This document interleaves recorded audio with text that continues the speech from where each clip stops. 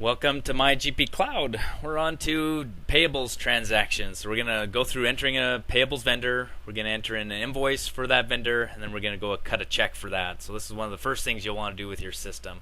Under the purchasing option, I'm going under cards. I'm going to select vendor, and I'm going to pay myself some money. I like money. And the check name, this is what's going to show up on your check. Often the primary address, we're going to list it as primary, and you could put in the address here as well. Sure, I'll enter all these ones in. Now, as I said in my payables setup window video, I'm going to choose a class ID here, and I'm going to go down and choose the US vendor miscellaneous. And choosing that fills in all of the other options that are listed under that class ID. So if you look under here under options, it's come in and selected all of these options for me, so I don't have to do that again. I could go in and enter in the address or enter in multiple addresses, and that will come in particular if I have a different remit to or ship from or purchase address ID. So I could list this one as billing instead of primary, and I could do that. Under the accounts, this is very important for these accounts. Often I'll come in here and I'll choose the particular purchase account that I want this to post against. So I've gone in and chose for the purchasing account. This one is called the rent expense. Every time I put in a transaction, this is going to hit the payables account and going against this purchases distribution. Then I'm going to save this out, and we'll go over and enter in a transaction for this vendor. Under the transaction area, I'm going to go down until I see transaction entry, and this will pull up the transaction entry window, and I can put this in as rent. I'll put it in as a batch, and we'll just put the date. I'll just put in a transaction date, and then I'll put in my initials. That's how I usually enter in a batch. I'll add the batch here, and I'm just going to choose save. The vendor ID, I'm going to type in the vendor ID as Doug. This lists everything in here, and then I'll put in a document number 1234. Document number you see is bold, so it is required, and I want to pay myself $1,000 because I'm worth it.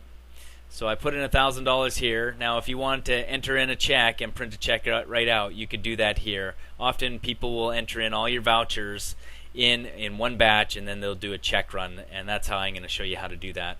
But if you click on distributions, you'll see that the distributions are going to that expense account that I listed on that vendor window and my accounts payable account, which is exactly correct. I'm going to hit save. So I'm in the batch entry window, and I'm going to pull up this report. I'm going to do out the edit list to make sure that everything looks correct here. I'm going to do a standard report, send it to the screen, and this shows me that there is no errors. I can verify the accounts that it's being posted to, and it looks all correct. So I'm going to close off of that, and now I'm going to hit post. Now there's about 5 different posting reports that get printed out. I'm only going to print out the first one to the screen. And you can turn off these reports if you like under the posting setup window under administration, tools, setup, posting. But that one report gets generated, and this is the exact same report that we looked at previously, but it shows this amount being posted. So that is the voucher that's entered in. Now let's go print a check. Under the purchasing window, I'm going in and I'm going to use the edit check batch window. And if you're entering in a batch, you can do the same number because the other batch is posted. This is now a check batch. I'm going to add this batch in here.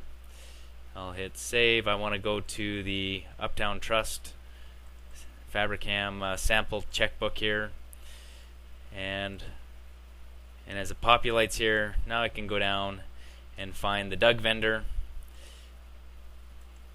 And if I click on this, you'll see that the vendor amount is in here. If I wanted to go in and edit so that I didn't have to pay the whole thing, I could come under this edit check, and here's the amount that I'm going to apply. I pull this up, and I can actually come in here, and I only want to do 600 of it. The amount remaining is 400, so the next time I print a check, only 400 will be populated against that check. And if I hit save, I could do multiple checks here if I liked.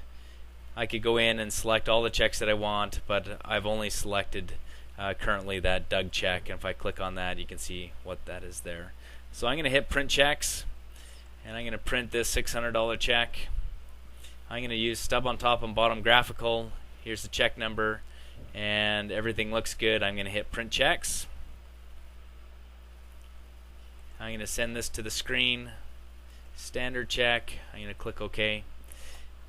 And this opens up the check that you can print off, and that would be against your check stub. And you can look at that. The post payables check window shows up here. Now this is important that you don't just go through and click post checks. If there's something wrong with your checks, something gets stuck in the printer, you could go in and hit reprint checks here, and it's really easy to reprint the checks. The next check number will populate. If you wanted to void out the check, you could do that here. If you post checks, then you're going to have to go through voiding the check and then reissuing the check and going through this whole process again.